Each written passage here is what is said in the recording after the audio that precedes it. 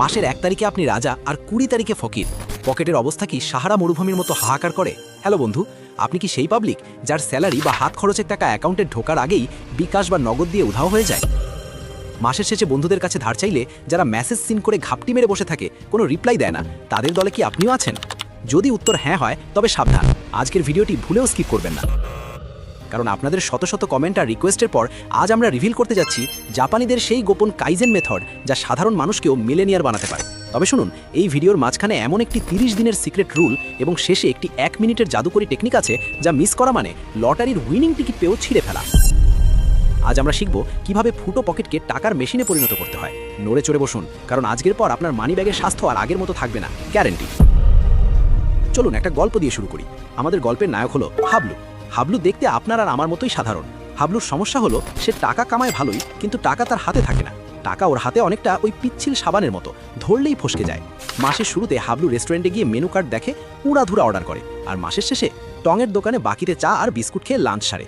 হাবলু ভাবে, ধুর, জীবন তো একটাই, একটু ফুর্তি বা করলে কি চলে? কিন্তু প্যারা তো তখন লাগে যখন এমার্জেন্সি কোনো দরকার পড়ে। তখন হাবলুর মনে হয়, ইস, যদি কিছু টাকা জমাতাম। আপনার অবস্থা কি হাবলুর মতো? কমেন্টে এখনই জানান, মাসের শেষে আপনার পকেটে কত টাকা থাকে? লজ্জা পাবেন না, আমরা সবাই একই নৌকার যাত্রী। এখন আসি আসল কথায়। জাপানিরা বিশ্বজুড়ে পরিচিত তাদের ডিসিপ্লিন বা শৃঙ্খলার জন্য। দ্বিতীয় বিশ্বযুদ্ধের পর জাপান ধ্বংসস্তূপে পরিণত হয়েছিল, কিন্তু আজ তারা অর্থনীতির সুপার পাওয়ার। এর পেছনে একটা বড় রহস্য হলো তাদের কাইজেন ফিলোসফি। কাই মানে পরিবর্তন আর জেন মানে ভালো, অর্থাৎ ভালো পরিবর্তন। কিন্তু মজার ব্যাপার হলো কাইজেন হুট করে বড় কোনো পরিবর্তন করতে বলে না। কাইজেন বলে, ভাই, তুমি একদিনে পাহাড় কেটো না, প্রতিদিন 1 ঝুড়ি করে মাটি সরাও। টাকা জমানোর ক্ষেত্রে আমরা ভুলটা কোথায় করি জানেন? আমরা ভাবি আগামী মাস থেকে আমি আমার বেতনের 50% জমাবো। এটা অনেকটা ওই নিউ ইয়ার রেজলিউশনের মতো, যেটা 1 জানুয়ারি নেওয়া হয় আর 3 জানুয়ারি ভেঙে ফেলা হয়। কাইজেন বলে, এত বড় লাভ দেওয়ার দরকার নেই, প্রতিদিন মাত্র 1% ইমপ্রুভমেন্ট বা উন্নতি করো। আসুন হাবলুর জীবনে কাইজেন অ্যাপ্লাই করি। হাবলু ঠিক করলো সে বড় লোক হবে, কিন্তু কিভাবে? প্রথম ধাপ, মোকুতেকি বা উদ্দেশ্য ঠিক করা। জাপানি ভাষায় একটা শব্দ আছে মোকুতেকি, যার মানে হলো পারপাস বা উদ্দেশ্য। কাইজেন মেথড বলে, টাকা জমানোর আগে নিজেকে প্রশ্ন করুন, আপনার মোকুতেকি কি? আইফোন কেনার জন্য, নাকি নিজের বাড়ি করার জন্য, নাকি বিপদের সময়ের জন্য? উদ্দেশ্য না থাকলে টাকা জমানো অনেকটা ফুটবল মাঠে গোল পোস্ট ছাড়া বল দৌড়ানোর মতো, কোনো লাভ নেই।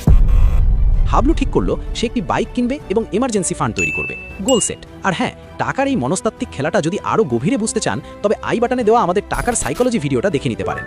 দ্বিতীয় ধাপ, মুদা বা অপচয় বন্ধ করা। জাপানিরা যে কোনো ধরনের অপচয়কে বলে মুদা।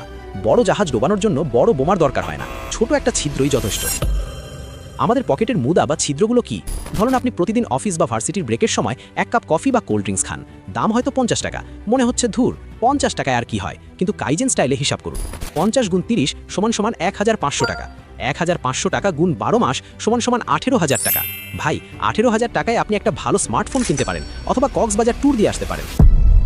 কাইজেন বলছে না যে আপনি না খেয়ে মরে যান। কাইজেন বলছে আপনার লাইফ থেকে এই মুদা কমান, প্রতিদিন না খেয়ে সপ্তাহে 2 দিন খান। এই যে ছোট পরিবর্তন, এটাই আপনার ব্রেনকে সিগন্যাল দেবে যে আপনি কন্ট্রোলে আছেন। তৃতীয় ধাপ, গামান বা ধৈর্য ধারণ। জাপানি কালচারে একটা অত্যন্ত পাওয়ারফুল শব্দ আছে, গামান। এর মানে হলো ধৈর্য ধরা বা নিজেকে নিয়ন্ত্রণ করা। আপনি কি শপিং মলে গেলে বা ই-কমার্স সাইটে ডিসকাউন্ট দেখলে নিজেকে ধরে রাখতে পারেন না? 70% ছাড়, না কিনলে লস। এই ফাঁদে পা দিয়ে আমরা এমন জিনিস কিনি যা আমাদের দরকারই নেই। এখানে আপনাকে গামান প্র্যাকটিস করতে হবে। জাপানিরা এখানে একটা টেকনিক ব্যবহার করে যার নাম 30 দিনের রুল।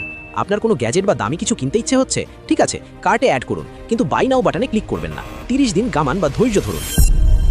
বিশ্বাস করুন, 30 দিন পর আপনার ওই জিনিসের প্রতি 90% আগ্রহ কমে যাবে। আর ধনীরা কিভাবে এই ইমোশন ব্যবহার করে আপনাকে দিয়ে খরচ করায়, সেই গোপন ট্রিক্স জানতে আই বাটনে থাকা ধনীদের ডার্ক সাইকোলজি ভিডিওটা মিস করবেন না। যাই হোক, হাবলু আগে অনলাইনে সেল দেখলেই ঝাঁপিয়ে পড়তো। এখন সে 30 দিন ওয়েট করে।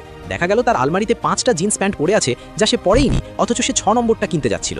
এই ছোট অভ্যাসটা তার হাজার হাজার টাকা বাঁচিয়ে দিল। চতুর্থ ধাপ, হানসেই বা 1 মিনিটের আত্মসমালোচনা। আমরা আলসেমি করে খরচের হিসাব রাখি না।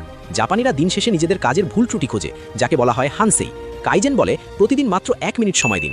রাতে ঘুমানোর আগে জাস্ট 1 মিনিট হানসেই করুন, বা ডায়েরিতে লিখুন আজ কোথায় কোথায় ফালতু খরচ করেছেন। রিকশায় না এসে 10 মিনিট হাঁটলে 20 টাকা বাঁচত। এটা যখন আপনি লিখবেন, পরের দিন আপনার ব্রেন অটোমেটিক আপনাকে সিগন্যাল দেবে, দোস্ত আজ হেঁটে যা, 20 টাকা সেভ হবে। এই 1 মিনিটের অভ্যেস আপনার মানি ব্যাগকে হেলদি করে তুলবে। এখন আপনাদের একটা প্রশ্ন করি, গত 1 সপ্তাহে আপনি এমন কি কিনেছেন যেটা না কিনেও আপনার জীবন দিব্যি চলে যেত? কমেন্টে লিখুন, দেখি কার ফালতু খরচের লিস্ট কত লম্বা। পঞ্চম ধাপ, ক্যাশ টাকার সম্মান করা। জাপানিরা টাকাকে অত্যন্ত সম্মান করে, তারা বিশ্বাস করে টাকারও প্রাণ আছে। ডিজিটাল পেমেন্ট বা কার্ডে খরচ করলে গায়ে লাগে না, মনে হয় ভার্চুয়াল টাকা উধাও হয়ে যাচ্ছে। কিন্তু যখন আপনি করে নোট দোকানদারের হাতে দেবেন, তখন কলিজায় একটু হলেও মোচড় দেবে। কাইজেন মেথড সাজেস্ট করে হাত খরচের জন্য খামে টাকা রাখুন। ধরুন এন্টারটেনমেন্টের জন্য মাসে 2000 টাকা, ওই খামের টাকা ষেষ তো ওই মাসে আর কোনো মুভি দেখা বা আড্ডা দেওয়া হবে না। এটা হাবলুকে অনেক সাহায্য করলো। সে এখন ক্রেডিট কার্ড লুকিয়ে রাখে আলমারির লকারে, চাবিটা দিয়ে দেয় মায়ের কাছে। স্মার্ট মুভ, তাই না? ষষ্ঠ ধাপ, কাকেবো টেকনিকের সাথে কাইজেন। কাইজেন হলো দর্শন, আর কাকেবো হলো জাপানিদের খাতা কলমের হিসাব রাখার পদ্ধতি। এখানে আপনাকে 4টি প্রশ্ন করতে হবে। 1, আমার কাছে কত টাকা আছে? 2, আমি কত টাকা জমাতে চাই? 3, আমি আসলে কত খরচ করছি? 4, আমি কিভাবে উন্নতি বা কাইজেন করতে পারি? এই 4 নম্বর প্রশ্নটাই হলো আসল খেলা। গত মাসের চেয়ে এই মাসে আমি কিভাবে একটু ভালো করতে পারি? গত মাসে যদি আমি 5000 টাকা ফালতু খরচ করে থাকি, এই মাসে টার্গেট নেব 4500 টাকা করার। 500 টাকা ইমপ্রুভমেন্ট, বিশাল কিছু না, কিন্তু এটাই কম্পাউন্ড এফেক্টে বছর শেষে বিশাল অঙ্ক হয়ে দাঁড়াবে। এখন আপনারা বলবেন, ভাই সব বুঝলাম, কিন্তু আমার তো আয়ই কম, জমাবো কি? এখানেই তো কাইজেনের ম্যাজিক।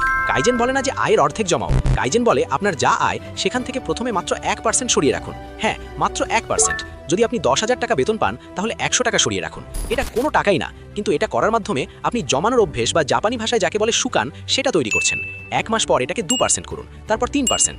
এভাবে 1 বছর পর দেখবেন আপনি অজান্তেই 10 থেকে 15% টাকা জমাচ্ছেন এবং আপনার লাইফস্টাইলেও কোনো সমস্যা হচ্ছে না। হাবলু এই মেথড অ্যাপ্লাই করে দেখলো, সে আগে ধূমপানে মাসে 3000 টাকা উড়াতো, সে হুট করে ছেড়ে দিতে পারলো না। সে কাইজেন অ্যাপ্লাই করলো, প্রতিদিন একটা করে সিগারেট কমালো। মাস শেষে দেখলো তার 500 টাকা বেঁচে গেছে। সেই 500 টাকা সে মাটির ব্যাংকে ফেললো। এই যে মাটির ব্যাংক ভারী হচ্ছে, এই শব্দটা তাকে আরও বেশি মোটিভেট করলো।